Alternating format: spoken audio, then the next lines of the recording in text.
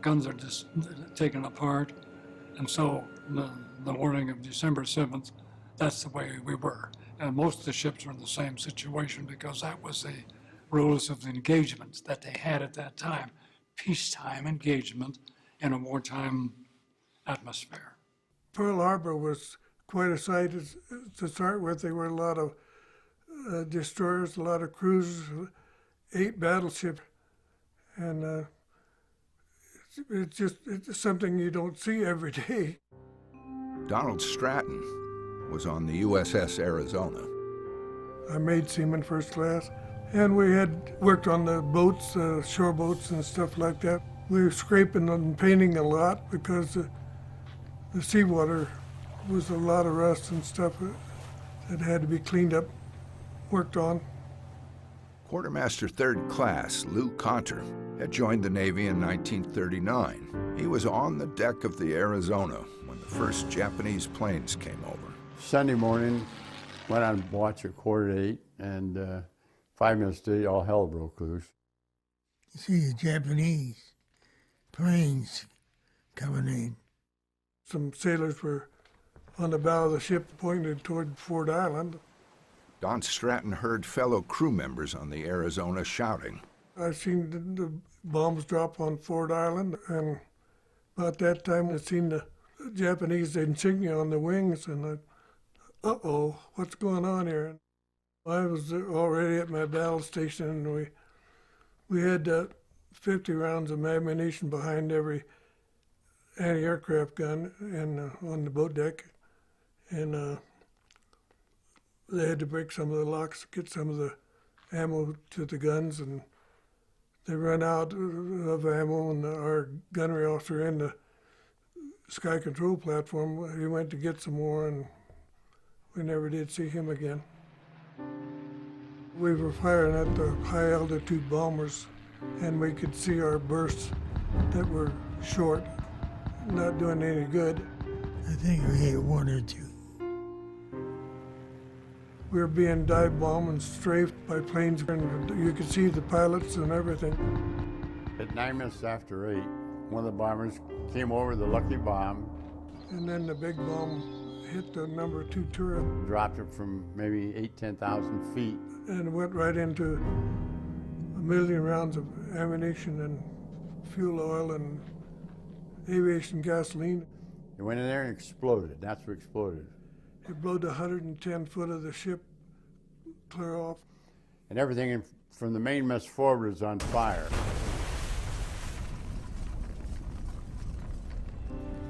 The bow of the ship came out of the water about 30 feet. Blew me in the water.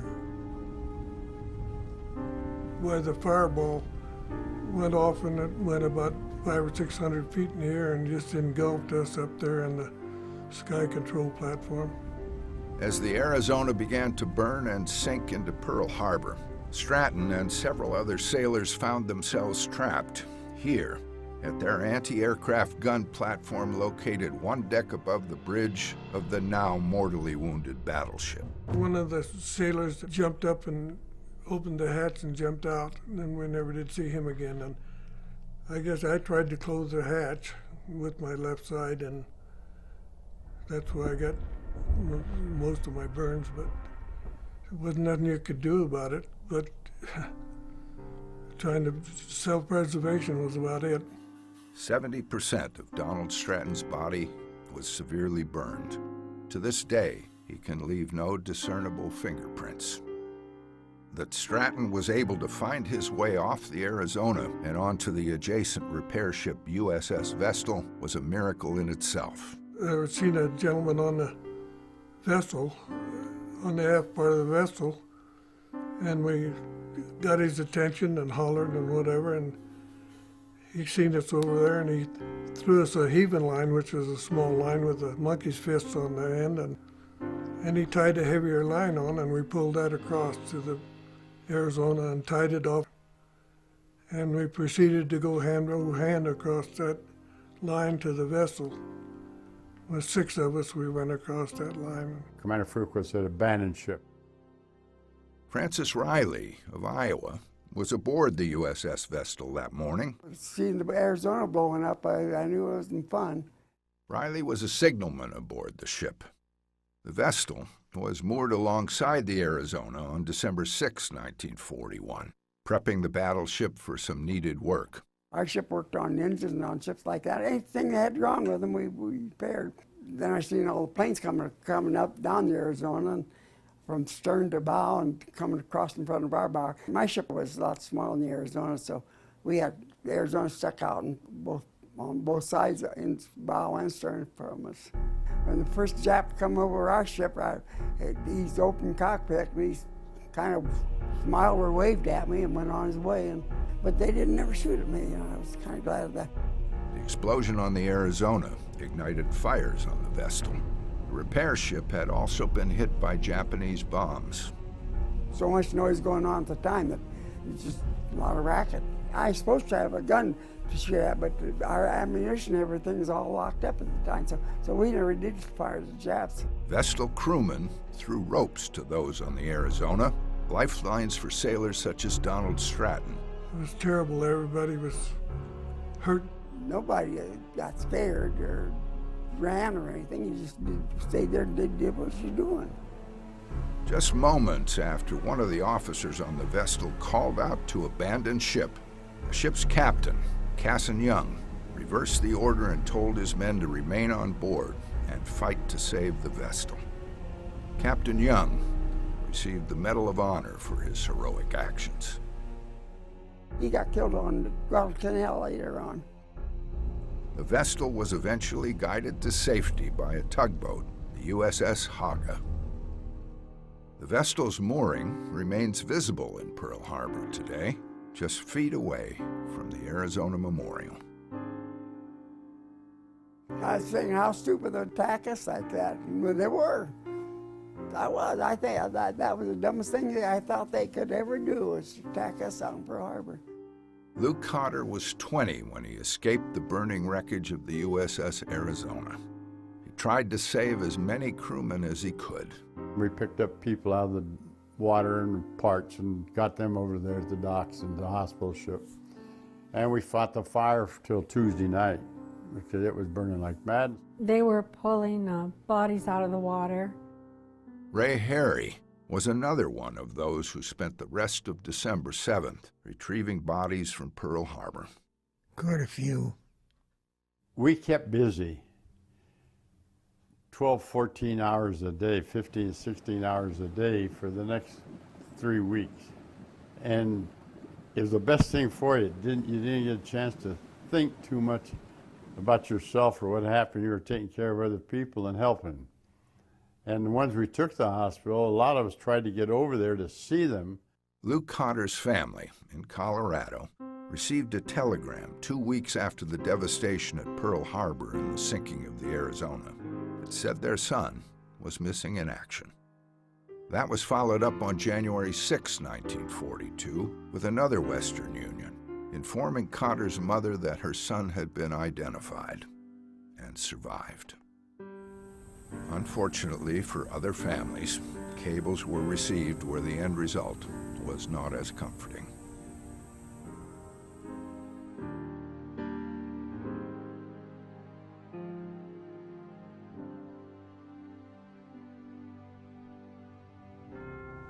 Also moored just off Ford Island on that Sunday morning on Battleship Row, near the Arizona, was the USS West Virginia. Seaman William Keith found himself below deck struggling to get out following the first wave of the Japanese attack. There was only one ladder that led topside. About 5 decks to go, and when I said abandon ship, everybody tried to get up, and some guys would fall back down. So, if they hadn't opened that hatch, I wouldn't be here. When William Keith finally managed to get on the top deck, he saw that one half of the West Virginia was in flames. The whole highway was on fire. But then I was over to get on the Tennessee. I got on that ship, and I was only a couple of feet from shore. I got on land. Flak filled the sky as American guns finally returned fire against their attackers. Cameras mounted on Japanese attack planes recorded their approach to Oahu on that Sunday morning, including the opening moments of the aerial assault on Pearl Harbor, Ford Island, and Hickam and Wheeler airfields. I seen the Oklahoma capsize. I seen the Pennsylvania get hit over in dry dock. Of course, there was a couple destroyers ahead of her in the dry dock that blew up.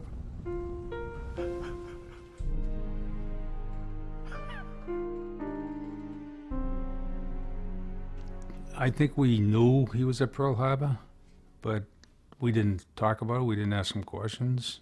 If I did ask him questions, at a young age, he might have just said, I don't want to talk about it. James Downing, like William Keith, was a crewman on the West Virginia. Downing was also the postmaster on the battleship. He wasn't on board the West Virginia with Keith on the morning of Sunday, December 7th. Downing and his new wife were entertaining a half-dozen military guests for breakfast at their house about 20 minutes from Pearl Harbor. We could hear the explosions and see the smoke. Well, what we did was turn on the radio. I figured, that there'd be an alert, and sure enough there was. Now stand by, all military personnel. Report for duty at once. Of course, it caught us all by surprise. And one of the men had a car, so as we piled in. And with that, we bid goodbye, not knowing whether we'd ever see each other again. Downing arrived back at Pearl Harbor just as the second wave of the Japanese assault arrived. That's when Jim Downing got his first up-close look at the enemy. The pilot, he was flying dangerously low. He had an open cockpit, and you could even see, the resolve in his face. I just remember I was looking at this guy that was shooting at me up there. The West Virginia was out of action in roughly 10 to 15 minutes. The attacks came in waves, so there was time in between. So they shot at everything. I kept saying after each attack, Lord, I'll be with you in a minute. And so I expected to make a transition from earth to heaven. I was ready to make my plans for what I was going to do in heaven. Downing eventually jumped from the adjacent USS Tennessee back onto the burning battleship West Virginia to see what he could do. Downing grabbed a hose and fought the raging fires on his ship. So I had a fire hose in one hand, trying to put the fire out, and with my other arm, I was checking the name tags of the people I saw lying around, see whether they were dead or alive, because we had the fireproof name tags, so we could identify each one of them. And my thought was that their parents will never know what happened to them. They'll just get a letter, missing in action. So I did that with a view of memorizing the names and then writing the parents of the ones that were killed. Once the fires were out and the wounded and dead were taken care of, I thought I should do the same thing with the other wounded out at the hospital. So I went over to the hospital. There were so many casualties and a lot of burned people. I'll go down and ask them their name and address and dictate a small, short note, and I'd send it to their parents. So I spent about 2.5 hours in the afternoon just taking letters to write to their parents. I knew probably more people than anybody else on board. I had contact with them almost daily. So yes, a lot of people I knew were the ones that were shot that morning. 7 torpedoes struck the West Virginia that day. 106 of James Downing and William Keith's fellow sailors were killed.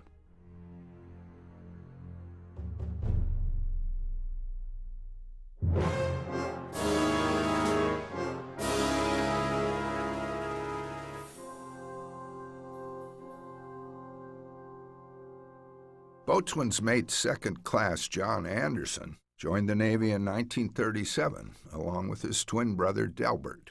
John Anderson had already seen 3 years of service in China and the Philippines. In 1940, He had rejoined the USS Arizona for the third time in his brief Navy career. There he was reunited with his brother Delbert on the battleship. He said, "Would you like to come back to the Arizona?" And I said, "Yes." My twins over there, that's okay. That's all right with me. On the morning of December 7th, John Anderson was getting ready for breakfast on the Arizona when he heard an explosion. So I went outside the hatch onto the main quarterdeck, looked up and saw this plane dipping like this, and it had red balls on its wings. And I said, I did said a cuss word, and I said, "The Japanese are here. We need some gunners on the anti-aircraft batteries. And if those guys are dead, who's going to defend us from those planes up there?" And he says, "Well, what do you want to do?" And I said, "I'd like to get out there and get on a gun with my brother. He's an anti-aircraft gun captain, and he needs help." And he said, "Go for it." So I said, "Okay," and started up the ladder to the boat deck where all the anti-aircraft guns were. Well, I got to the top of the ladder, and an enormous explosion occurred, and people were just blown all over the place. There was all kinds of body parts, different. There was nothing I could do to do it for anything, and a tremendous fire broke out. Anderson didn't know it at the time, but that explosion had killed his twin brother Delbert. Anderson made his way to Ford Island, but returned to the Arizona in a small boat with another sailor to try and rescue more men. And we did rescue 3 guys. Just a short time later, all those in Anderson's small boat were dead, and he found himself in the water. And a shell or something hit our boat. And I swam around there, and the oil was on fire too, by the way. John Anderson swam to nearby Ford Island.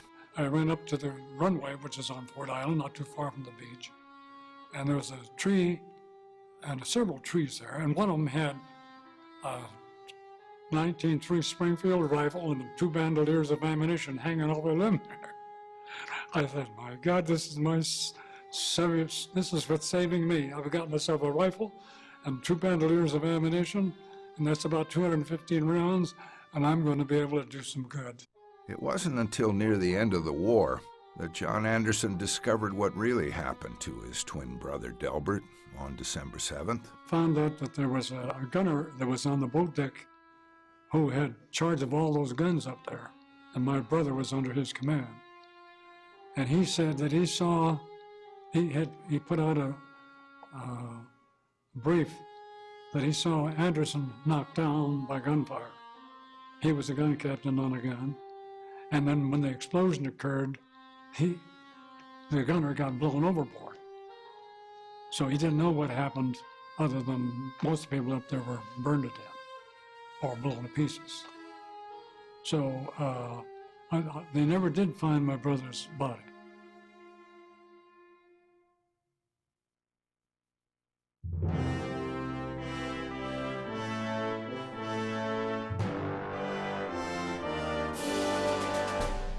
About the only good news that Sunday morning was that the 3 aircraft carriers of the United States Pacific Fleet had escaped any damage. The USS Saratoga, Enterprise, and Lexington were at sea when the Japanese attacked Pearl Harbor. On November 26th, the Navy prepared, as from orders from Washington, to reinforce Wake Island and Midway. And the Enterprise took off and went there. Followed a few days later by the Lexington that was going to Midway. Joseph Connolly of Massachusetts was on the Lexington. That Sunday at 8 o'clock, we got a message of the attack on Pearl Harbor.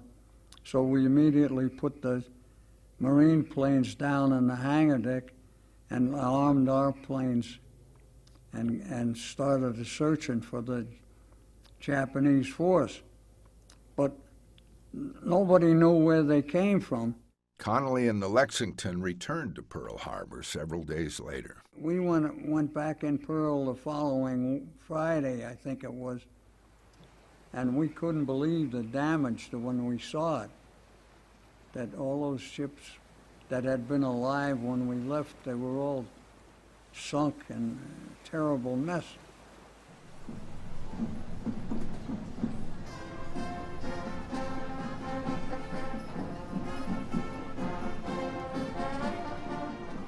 Over the decades, Since its dedication on September 2, 1949, the National Cemetery of the Pacific on Oahu has drawn tens of thousands of people. Buried here are many soldiers, sailors, and Marines who died during the nearby Pearl Harbor attack on December 7th. Better known as the Punch Bowl because it is set in a roundish extinct volcano, the site has drawn many Pearl survivors and veterans over the decades. After the initial attacks in 1941, the dead were buried at temporary military cemeteries, some near the beach. Today, 13,000 World War II veterans are buried in the Punch Bowl, alongside veterans from other conflicts.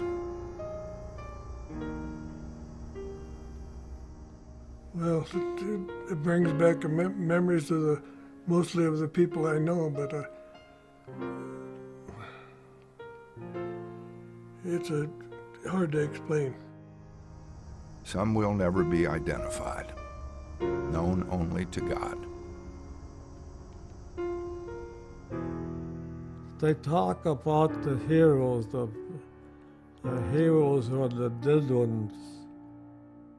I want to keep it in front of the people in the United States where we suffered a terrible loss that day, and especially on my ship, and we had 1,177 men lost that day. And I just don't want this history to repeat itself.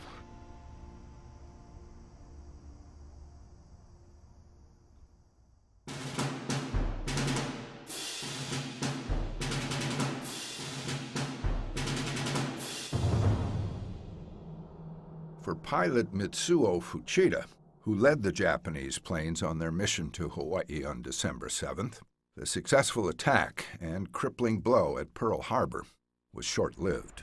Although there were many battles ahead over the next 4 years, Fuchida felt Japan's cause was doomed just 8 months later, in August of 1942. That's when Americans of the 1st Marine Division landed on a previously unknown island in the Solomon Island Group in the southwest Pacific Ocean. When did you feel the war was lost? When the Guadalcanal campaign was going on. It was probably arrogance on the part of the Japanese to think that they could win, or they could at least decapitate or eliminate the British and American presence in the Pacific.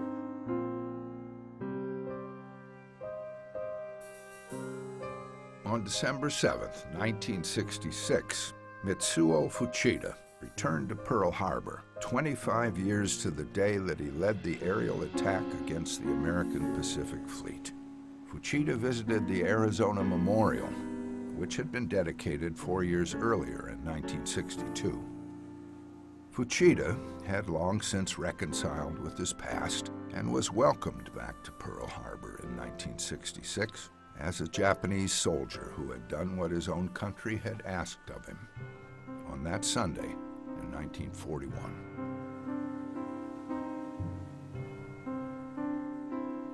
Do you have any hard feelings about the Japanese today, about what they did? No, Why? I don't hold a grudge. It hasn't been that easy for other Pearl Harbor survivors to forgive and forget. Several times in Hawaii when some of the pilots were there and everything that from Japan, and they asked us all to go up and shake hands and everything else, and I said, I'm not doing that. And that one of the reporters said, "You're a survivor, aren't you?" And I said, "I am. Why aren't you up there?" I said, "Some of the sailors go up there, shake their hands, put their arms around them, shake them." I said, "I'm not doing that. I mean, there's 1,100 men out there on that Arizona, and I'm sure as hell no, they wouldn't shake hands with them." No, never. Why should I?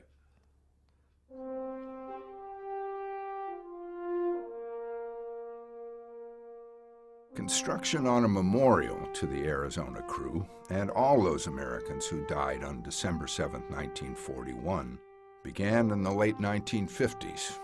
The monument was officially dedicated on Memorial Day, 1962.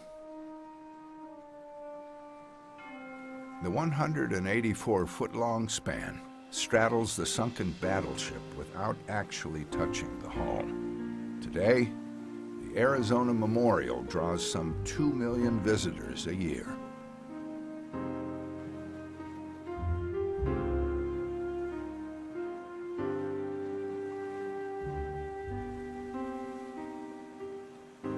Pearl Harbor is that touchstone of history. It's where World War II began for the United States. And so the surroundings of this site, the USS Arizona Memorial, which was dedicated in 1962, becomes that temporal touchstone for visitors to come back to this place where it all happened. The fact that the whole island is the battlefield and the airfields were struck even before Pearl Harbor kind of is a misnomer for the term Pearl Harbor. But, you know, what resonates in people's minds even to this day is this whole idea of remember Pearl Harbor and America suddenly struck by surprise on a quiet Sunday in Hawaii.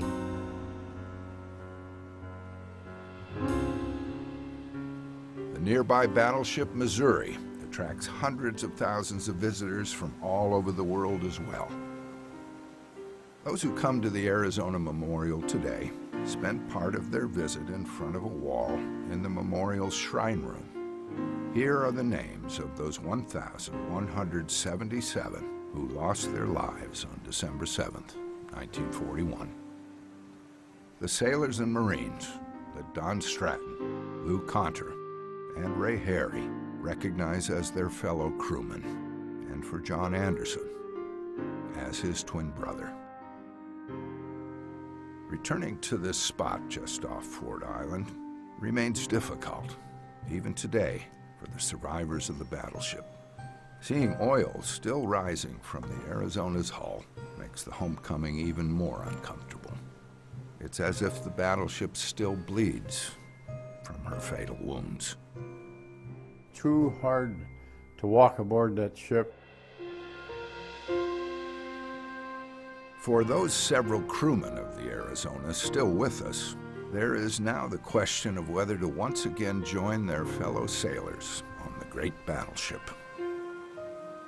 Since 1982, the United States Navy has allowed Arizona survivors the option to be interred on the battleship with their crewmates when they too pass into history. Their ashes placed aboard the battleship by National Park Service divers decades after the Arizona last flew her American flag. I hope that's where his final resting place will be. He's always said, no, you know, it's no big deal, but I'd like to see him spend eternity with his shipmates.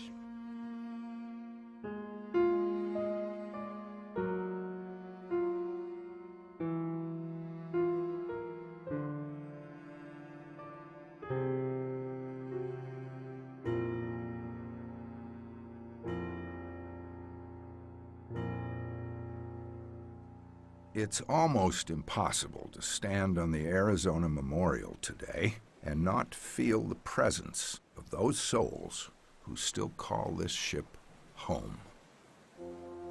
The sailors and Marines who once stood at attention together on the deck of this great battleship. Today we try our best to see them as they were in their youth, full of optimism, aspirations, and dreams. Stories yet to be written. In the end, the loss of what could have been for so many is the true price that was paid on that Sunday morning on the Hawaiian island of Oahu and during the next 4 years of World War II. December 7th, 1941. Remember Pearl Harbor.